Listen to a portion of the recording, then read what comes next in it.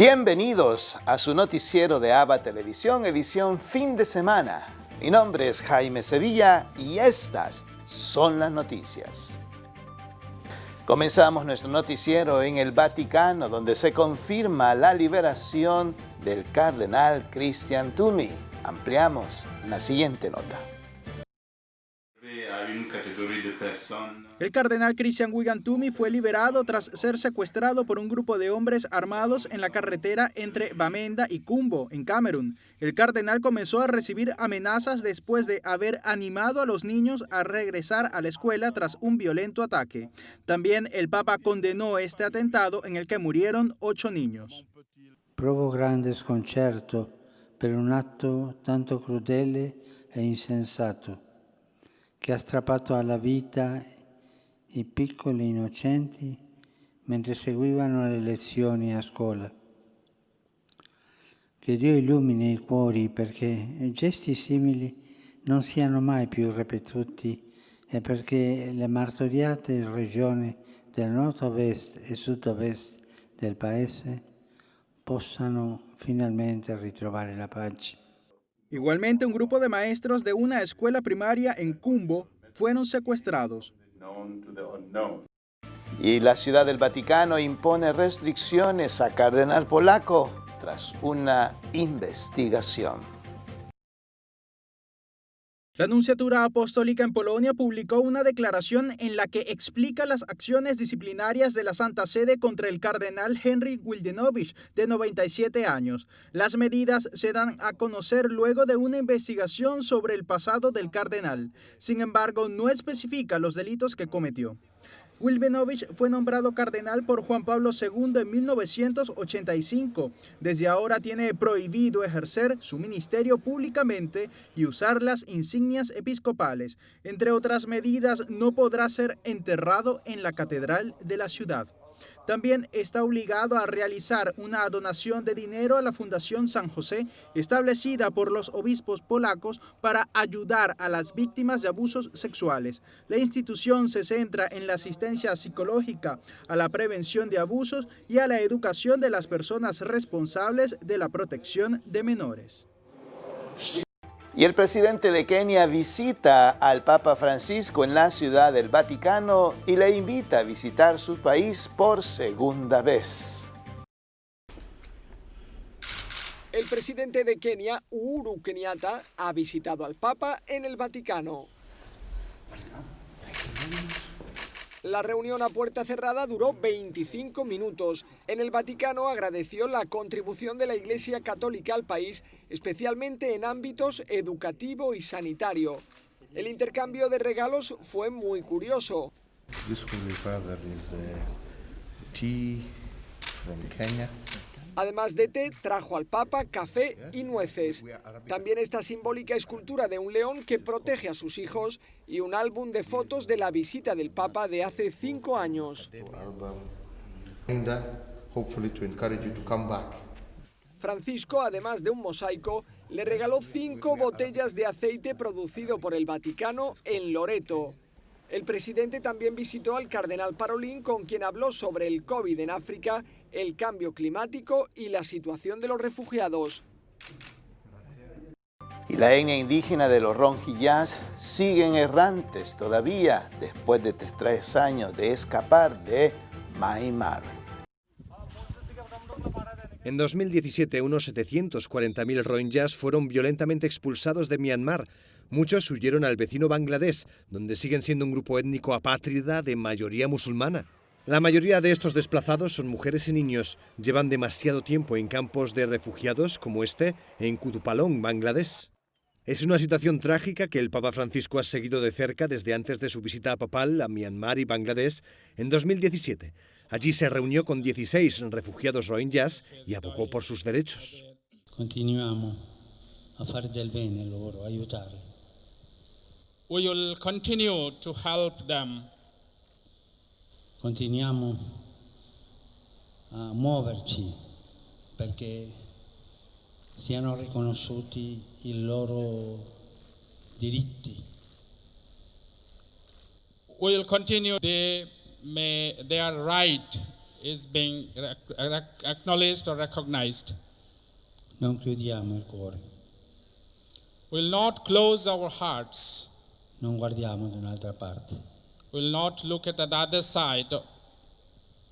La presenza di Dio oggi anche si chiama Rosigna. The presence of God today also calls in this way. Más de 3 años después, la Oficina del Alto Comisionado de las Naciones Unidas para los Refugiados, junto con la Unión Europea, Estados Unidos y Reino Unido, pide a la comunidad internacional y a los países de la región a que adopten medidas más enérgicas para ayudar a los cientos de miles de rohingyas desplazados para que puedan regresar a sus hogares y obtener una ciudadanía. Y ahora quiero invitarles a que compartan conmigo una reflexión del Evangelio del día. En el Evangelio de hoy, tomado del capítulo 16 de San Lucas, tenemos una parábola o un mensaje de Jesucristo bastante controversial para algunos, muy claro para otros e imposible de seguir para ciertas personas. Dice el Señor, el que es fiel en lo poco, será fiel en lo mucho. No podemos servir a dos amos, porque a uno le servirá mejor que al otro. No podemos servir a Dios y al dinero. 3 pensamientos que me vienen en este momento sería, cuando nosotros o a nosotros nos encomiendan pequeñas asignaciones, ya sea en el trabajo, ya sea en la familia o dentro de una comunidad eclesial, debemos de hacerlo con alegría y hacerlo bien, no a medias. Y si nosotros vamos siendo fiel en eso pequeño, con toda seguridad se nos encomendarán cosas más grandes. Luego hablamos de los amos. Nadie puede servir a 2 amos, porque con uno quedará más bien y con el otro quedará mal. Entonces, tenemos que elegir un solo Señor, Jesucristo, nuestro Salvador. No podemos pensar que podemos servir a las riquezas y a Dios al mismo tiempo. Hoy el Señor nos invita a tomar esa opción, a hacer la opción por Él, a servir a Dios sobre todas las cosas. Y el dinero, nunca pegarnos a Él, aunque no es nada malo, pero no hagamos de Él el centro de nuestra existencia. Entonces, 3 pensamientos cortitos en este Evangelio. Primero, ser fiel en las cosas pequeñas. El segundo, tener un solo amo. Y el tercero, no aferrarnos a los bienes materiales. Que así sea.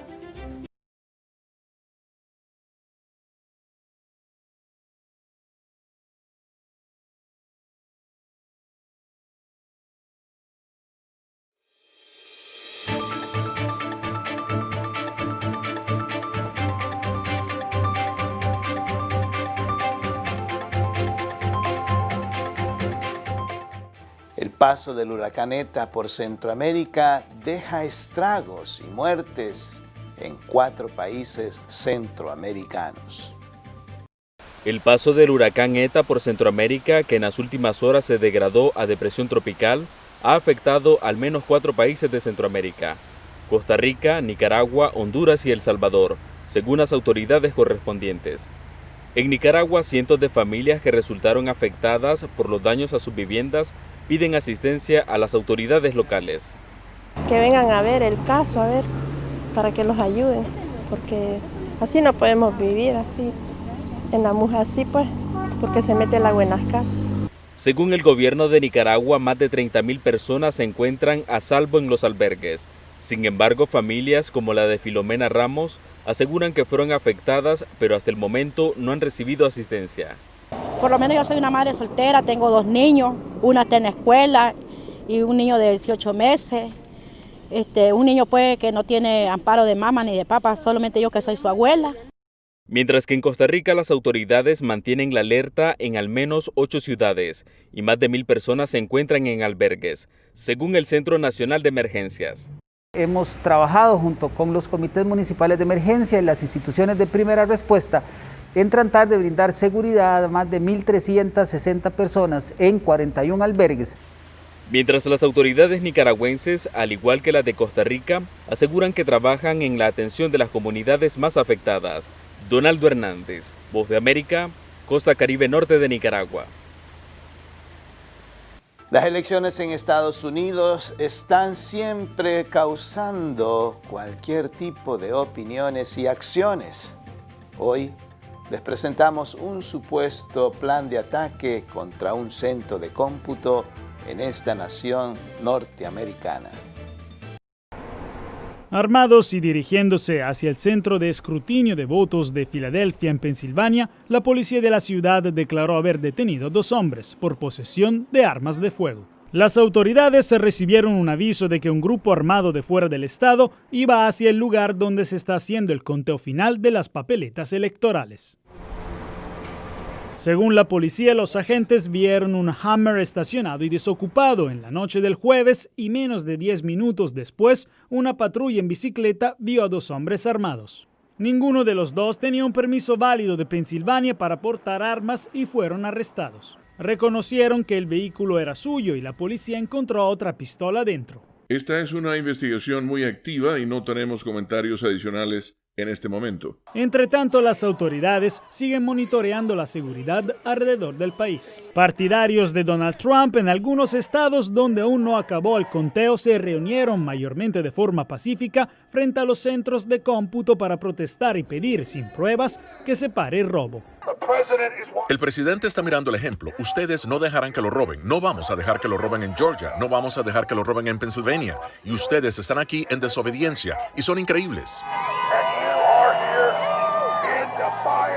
En Nevada como en Arizona, Pensilvania y también en Michigan, a menudo armados, los partidarios de Trump protestaron y la tensión creció en varios casos cuando se encontraron con manifestantes a favor de Biden, en particular del grupo Black Lives Matter. La policía tuvo que intervenir para evitar posibles choques. Jacopo Luzzi, Voz de América.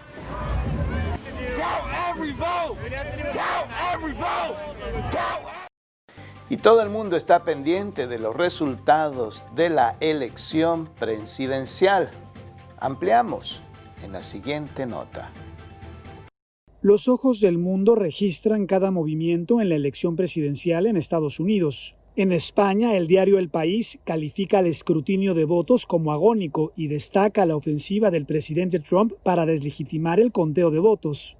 Para la periodista María Rosman, basada en ese país, la atención está enfocada en los comicios por los valores democráticos que representa Estados Unidos en el mundo. Y esperando que todos los votos se cuenten porque ese es el principio de una democracia. Y son todos votos legales, siempre y cuando no haya habido ningún tipo de fraude. Y por lo que nosotros hemos visto desde España, no hay evidencia de fraude.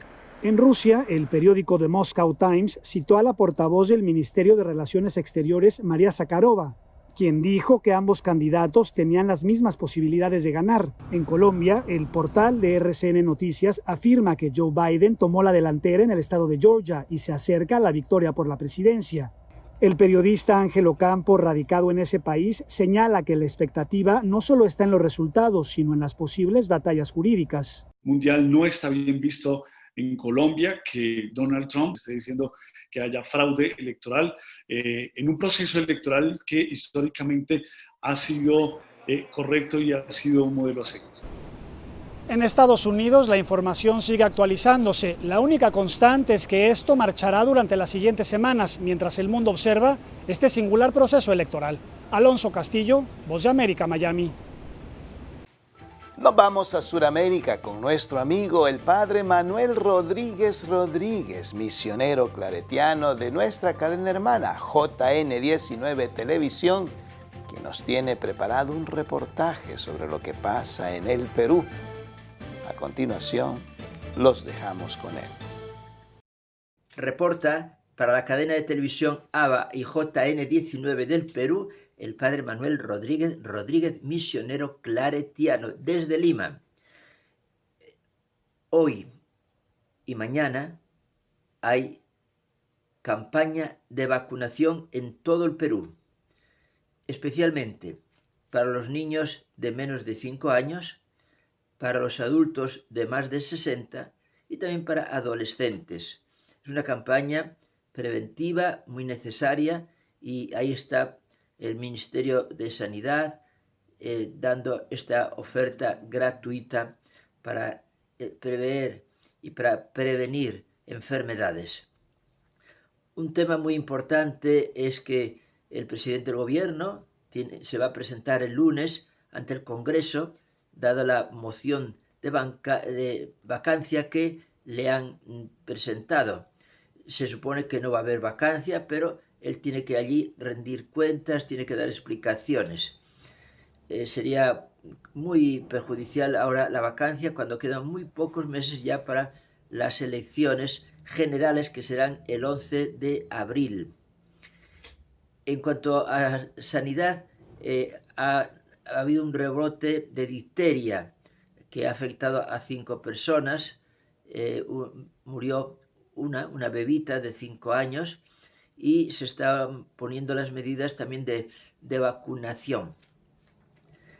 Han fallecido a causa de la pandemia en las últimas 24 horas 53 personas. Va disminuyendo, gracias a Dios, tanto los fallecimientos como los contagios.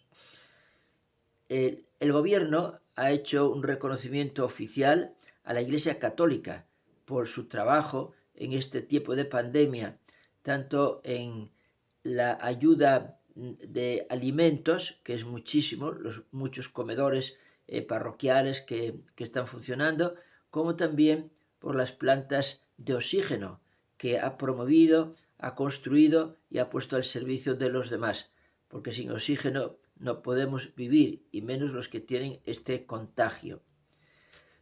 Todavía muchas madres no se han enterado de que los bebitos de menos de 2 años pueden ser acreedores a 200 soles. Es un bono de beneficencia que da el gobierno y todavía muchas madres no se han enterado.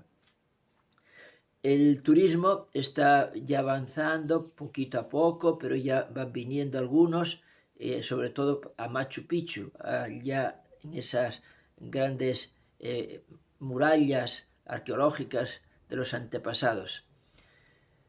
Reportó desde Lima el padre Manuel Rodríguez, misionero claretiano.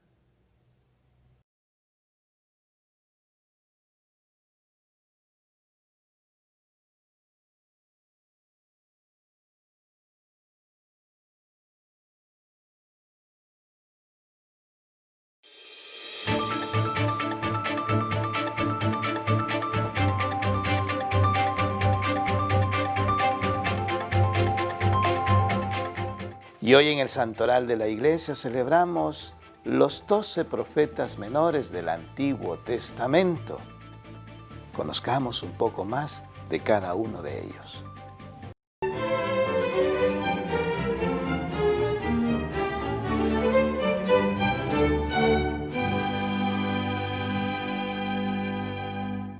Se levantó y al amparo de la noche se escabulló hacia Jaffa, en donde tomaría un barco que lo llevaría a Tarsis, con la creencia de que así eludiría la misión que Dios le había encomendado en Nínive, a cuyos habitantes debía advertir sobre la destrucción de la ciudad debido a su maldad. En efecto, logró embarcarse, pero en alta mar se desató una feroz tormenta que amenazaba con echar a pique el buque. Y entonces Jonás, para evitar el naufragio, confesó que tal desgracia estaba ocurriendo por su desobediencia al mandato divino y pidió que lo lanzaran por la borda. Una vez ejecutado su deseo, cesó la tempestad, al mismo tiempo que un enorme pez se lo engullía, y en su vientre pasó Jonás 3 días con sus noches, orando, pidiendo perdón a Dios y prometiéndole que acataría su voluntad.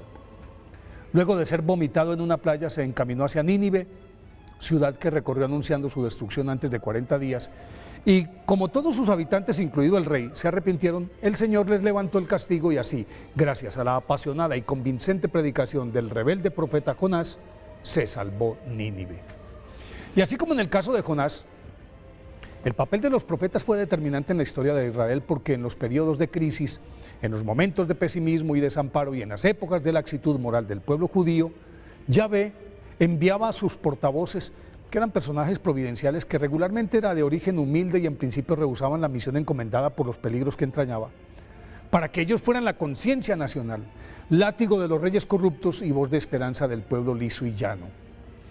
Más por la extensión de sus escritos que por los contenidos de sus profecías, aparecen en las Sagradas Escrituras agrupados como profetas mayores, o sea, Isaías, Jeremías, Ezequiel y Daniel, y los menores que son 12, Oseas, Joel, Amós, Abdías, Jonás, Miqueas, Nahum, Habacuc, Sofonías, Ageo, Zacarías y Malaquías.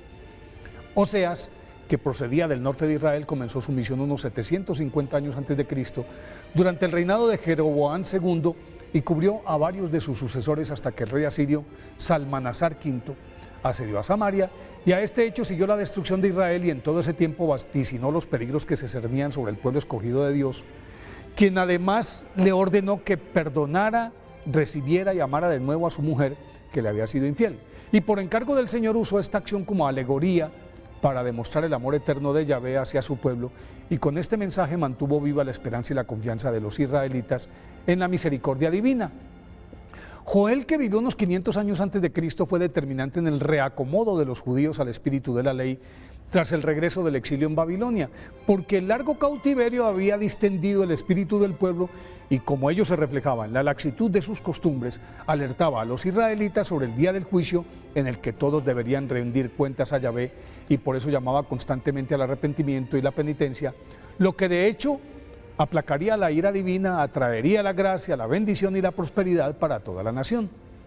Amós, natural de Tecoa, centró su actividad profética en Betel, localidad en la que el culto estaba matizado por escandalosos elementos paganos, mezclados con la suntuosidad de los ricos, mientras en la periferia los pobres se morían de hambre y gemían con los gravosos tributos a los que eran sometidos por esos terratenientes ostentosos. En ese periodo, Israel disfrutaba de prosperidad porque las dos grandes potencias, Egipto y Siria, se encontraban enfrascadas en sus propias disputas territoriales, y por lo tanto los reyes judíos actuaban con soberbia, se olvidaban de los más necesitados, y en su defensa Amós desarrolló toda su labor profética.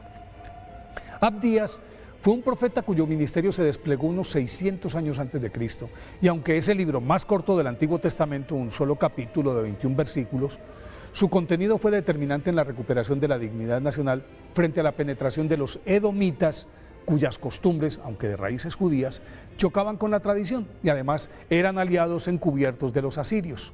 Al final, Abdías rescató la esperanza del pueblo judío. Miqueas vivió durante los reinados de Acaz y Ezequías, el primero de los cuales fomentó un culto supersticioso, patrocinó la corrupción y la explotación del más débil. El segundo fue considerado como uno de los reyes más impíos de Israel, que estimuló la decadencia de la fe, y Miqueas se convirtió en el adalid de los pobres. Se fue lanza en ristre contra las injusticias sociales, la falsa religiosidad, y anunció la llegada del Mesías así: y tú, Belén de Efrata, la más pequeña entre los clanes de Judá, de ti me saldrá el que ha de reinar en Israel. Y a continuación añadió: él se alzará y pastoreará el rebaño con la fortaleza del Señor, con la majestad del nombre del Señor su Dios. A Nahum le correspondió profetizar desde el año 663, y toda su ofensiva fue contra Nínive, que representaba el mayor peligro para Israel y además era el arquetipo del pecado por su corrupción, hedonismo, lascivia y en general de todo lo que era odioso a los ojos de Dios, y con vehemencia pronosticó la destrucción de esa ciudad, hecho que ocurrió tal cual lo profetizó Nahum en el 612 a.C.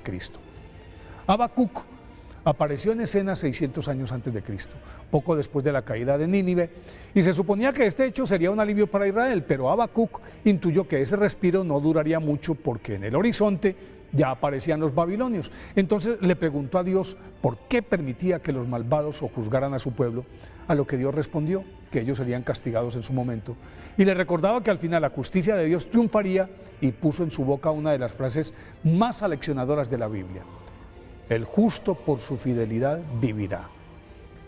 Sofonías surgió cuando el rey Josías aún era menor de edad y los regentes del reino auspiciaban los cultos idolátricos y aumentaban la opresión sobre los más pobres. En ese contexto, Sofonías llamaba vehementemente a la conversión y condenaba la opulencia y la riqueza como símbolos de bendición divina, que era lo que pensaban los ricos, y defendía la humildad, la pobreza y la sumisión a la voluntad de Dios como valores esenciales de la ley mosaica.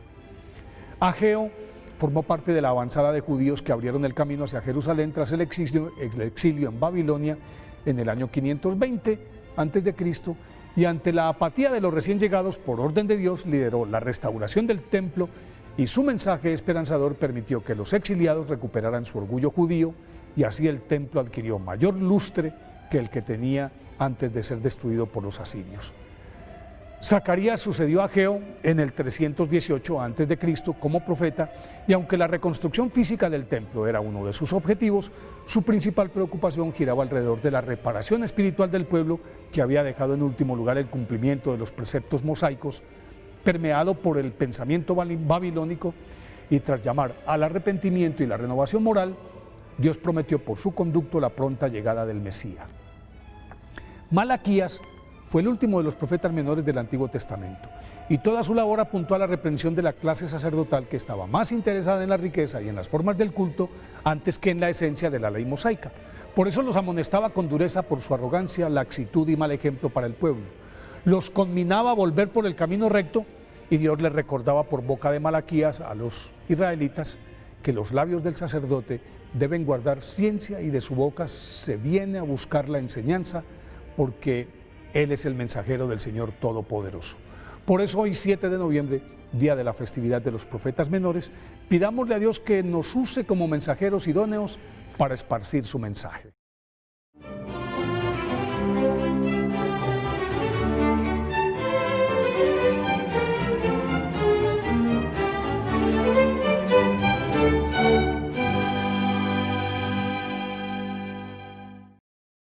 Y para finalizar nuestro noticiero, les invitamos a que disfruten del segmento El Minuto de San Óscar Romero. El 6 de enero de 1980, en su homilía, Monseñor Romero decía a todo El Salvador: no me consideren su juez o enemigo, soy simplemente su pastor, el amigo de este pueblo. De esta forma, Monseñor Romero quería atraer a todos la sociedad, a todos los de la sociedad, al rebaño, a ser un solo rebaño. Por eso decía: soy simplemente su pastor, soy su amigo, amigo de este pueblo, pastor de cada uno de ustedes, sin importar en la clase social a la que ustedes pertenezcan. Monseñor Romero decía que Él es nuestro amigo. Gracias, Monseñor Romero.